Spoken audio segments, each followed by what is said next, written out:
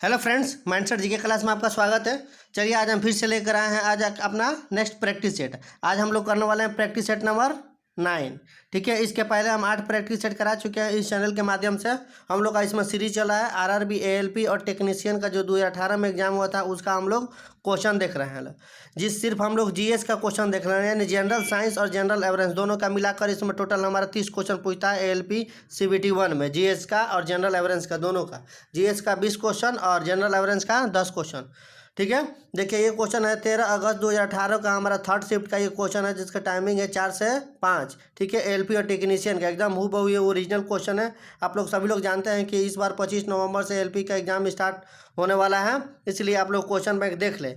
ये देखकर आप लोग को अनुमान लग जाएगा कि जीएस का क्वेश्चन किस टाइप का पूछता है। ठीक है, चलिए शुरू करते हैं आज का अपना पहला क्वेश्चन। देखिए आज का पहला क्वेश्चन बोल रहा है कि किस भारतीय राज्य में सबसे अधिक क्या है कि हवाई अड्डे हैं। ठीक है, तो इस ऑप्शन के हिसाब से हमारा इसमें सही हो जाएगा। सबसे ज़्यादा हमारा गुजरात में सबसे ज़्यादा हवाई अड्डे हैं। ठीक है, वही देखिए भारत में वायु परिवहन की शुरुआत कब से शुरू किया गया था, तो ये हमारे 1911 ईस्वी में इलाहाबाद के नैनीताल से शुरू किया गया था। ठीक है, अब देखिए नेक्स्ट क्वेश्चन।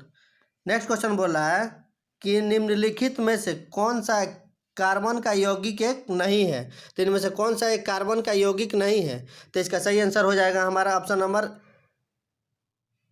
1 हीरा। हीरा जो है क्या कि इसमें कार्बन का यौगिक नहीं है। हीरा और ग्रेफाइट जो होता है ना, कार्बन के दो क्या होता है कि ये अपरूप हैं। ठीक है, अपवाद है, अपरूप है, यौगिक नहीं है। ये हीरा और ग्रेफाइट कार्बन के क्या है, दो अपरूप है। ठीक है, हीरा ताप एवं विद्युत का क्या होता है ना कि हीरा ताप और विद्युत का कुचालक होता है, कुचालक होता है। ठीक है, हीरा का अपवर्तनांक कितना होता है, हीरा का अपवर्तनांक होता है 2.42 होता है। ठीक है, ग्रेफाइट विद्युत का सुचालक होता है, वही हीरा हमारे विद्युत का कुचालक होता है। देखिए नेक्स्ट क्वेश्चन।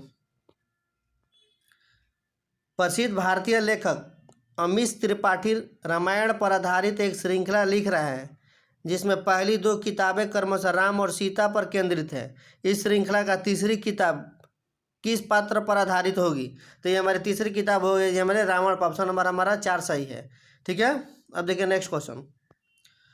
कवक की कोशिका भित्ति किससे बनी होती है। ठीक है, कवक की कोशिका भित्ति किससे बनी होती है, तो कवक की कोशिका भित्ति हमारी बनी हुई होती है किससे, तो काइटिन की बनी होती है। ऑप्शन हमारा 3 सही हो जाएगा, काइटिन की। ठीक है, अब वही कवक का अध्ययन क्या कहलाता है, तो कवक का अध्ययन कहलाता है हमारा माइकोलॉजी। माइकोलॉजी कवक का अध्ययन कहलाता है माइकोलॉजी। ठीक है, कवक में क्या होता है ना, संचित भोजन ग्लाइकोजन के रूप में रहता है। ठीक है, अब देखिए नेक्स्ट क्वेश्चन। निम्नलिखित उपकरणों में से कौन सा चालक में विभवांतर बनाए रखने में मदद करता है। कौन सा क्या कहता है कि चालक में विभवांतर बनाए रखने में हमारी मदद करता है, तो इसका सही आंसर हो जाएगा हमारा ऑप्शन नंबर कौन सा, 4 सेल या बैटरी। ठीक है, सेल या बैटरी। देखिए क्या होता है ना कि जब विद्युत अपघटन में धारा प्रवाहित की जाती है तो धनात्मक कैथोड की ओर और तथा ऋणात्मक एनोड की ओर चलने लगते हैं। ठीक है, अब विभवांतर का एक एथी का मात्रक क्या होता है, विभवांतर का मात्रक होता है वोल्ट होता है। ठीक है, वोल्ट होता है विभवांतर का मात्रक। एक आदर्श अमीटर का प्रतिरोध कितना होता है, 0 होता है। नेक्स्ट क्वेश्चन है कि निम्नलिखित नियम किसके द्वारा प्रदान किया गया था। तत्वों का गुणधर्म उसके परमाणु द्रव्यमान के आवर्धित गुणधर्म होते हैं, तो इसका सही आंसर हो जाएगा हमारा ऑप्शन नंबर 4 मेंडलीव के द्वारा ये कहा गया था कि तत्वों के क्या होता है ना कि आवर्धित गुणधर्म उसके परमाणु द्रव्यमान के होते हैं। ठीक है, और देखिए क्या कहता है कि मेंडलीव ने क्या किया, मेंडलीव के जो समय था ना ज्ञात, उस समय 8 जो क्या हो गया किया गया था उदग्र स्तंभ था, और 7 को क्या होता है कि 8 स्तंभ और 7 कतार, 36 कतार था जिस। ठीक है, और इसके समय तक टोटल 63 तत्व ज्ञात हुए थे मेंडलीव के समय तक। Next question. गुणधर्म में क्रोमैटिड जिस बिंदु पर संलग्न होते हैं उस बिंदु का नाम क्या है, तो उस बिंदु का नाम है हमारा सेंट्रोमियर। ऑप्शन नंबर हमारा 2 सही हो जाएगा। नेक्स्ट, अब देखिए हमारा नेक्स्ट क्वेश्चन बोल रहा है कि 2 या अधिक तत्वों के योग से बनता है, क्या बनता है, तो 2 या अधिक तत्वों के योग से बनता है हमारे यौगिक बनता है। ऑप्शन नंबर हमारा 3 सही हो जाएगा। ठीक है ना, यौगिक क्या होता है ना कि निश्चित अनुपात में रासायनिक संयोग से बनते हैं जिन्हें उचित रासायनिक विधियों द्वारा क्या कहते हैं विभक्त किया जाता है।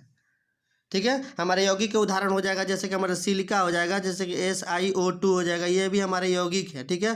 H2 ये भी हमारे क्या होता है कि जल भी है, क्या होता है कि यौगिक है। NaCl नमक हो गया हमारा, NaCl क्या है कि ये भी एक हमारा यौगिक ही है। अब देखिए नेक्स्ट क्वेश्चन, निम्नलिखित में से किसका उपयोग पेयजल को कीटाणु रहित करने के लिए किया जाता है? तो पेयजल को कीटाणु रहित करने के लिए हमारा किया जाता है कौन सा? तो इसमें किया जाता है हमारा ब्लीचिंग पाउडर का प्रयोग। ऑप्शन नंबर हमारा 2 सही हो जाएगा, ब्लीचिंग पाउडर। नेक्स्ट, ये हमारा रीजनिंग का क्वेश्चन है। पाप कला में अपने योगदान के लिए वर्ष 2017 में किस शेफ को पद्मश्री से सम्मानित किया गया है? तो ये किया गया है संजीव कपूर का। ऑप्शन नंबर हमारा 3 सही हो जाएगा।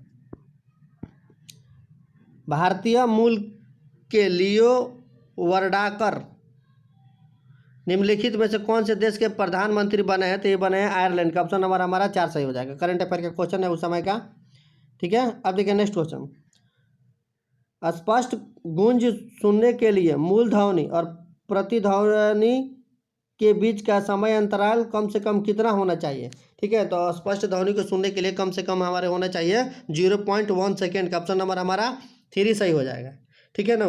क्या होता है कि देखिए, स्पष्ट प्रतिध्वनि सुनने के लिए ध्वनि के स्रोत और परावर्तक सतह के बीच न्यूनतम कितना होती है? तो 17 मीटर डिस्टेंस होना चाहिए न्यूनतम दूरी।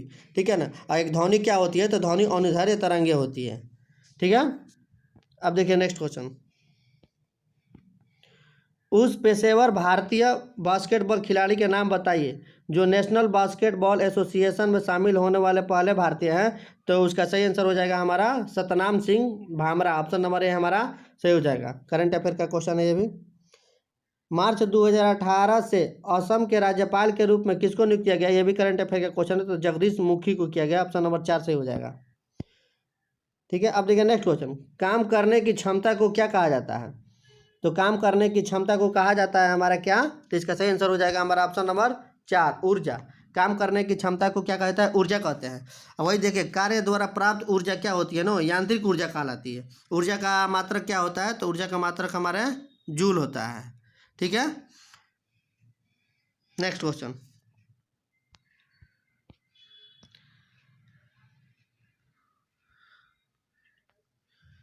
फ्यूजिटिव इकोनॉमिक अफेयर्स बिल 2017 कौन से मंत्रालय द्वारा पारित किया गया है? तो इसका सही आंसर हो जाएगा ऑप्शन नंबर ए हमारा वित्त मंत्रालय द्वारा। उद्योगों में प्रयुक्त शक्ति की इकाई क्या होती है? तो जो उद्योग में प्रयुक्त शक्ति की इकाई क्या होती है? तो इसका सही आंसर हो जाएगा हमारा ऑप्शन नंबर हमारा कौन? हॉर्स पावर होती है, HP, जिसको क्या होता है कि उद्योग में इसका प्रयोग किया जाता है। 1 हॉर्स पावर इक्वल टू कितना होता है? तो 1 हॉर्स पावर इक्वल टू 746 वाट हो जाता है। ठीक है। और शक्ति के ऐसा एक मात्र क्या होता है? वो भी हमारे वाट ही होता है। 1 किलोवाट घंटा कितना होती है? 1 किलोवाट घंटा इक्वल टू हो जाती है हमारे कितना? 3600 जूल होता है। नेक्स्ट क्वेश्चन, यांत्रिक ऊर्जा किसका योग होती है? तो ठीक है ना, मैकेनिकल एनर्जी किसका योग होती है? तो क्या होती है कि गतिज ऊर्जा और स्थितिज ऊर्जा का योग होती है। ऑप्शन नंबर हमारा 2 सही हो जाएगा। वही गतिज ऊर्जा इक्वल टू क्या होता है? तो इसका होता है फॉर्मूला हाफ mv²। ठीक है। स्थितिज पोटेंशियल एनर्जी इक्वल टू क्या होता है? mgh होता है स्थितिज ऊर्जा का। ठीक है। नेक्स्ट क्वेश्चन देखिए,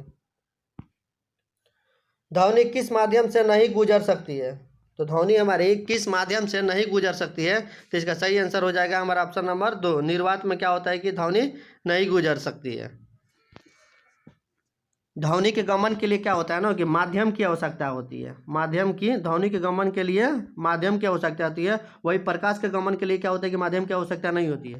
प्रकाश निर्वात में भी गमन कर सकता है, लेकिन ध्वनि क्या होती है कि निर्वात में गमन नहीं कर सकती है।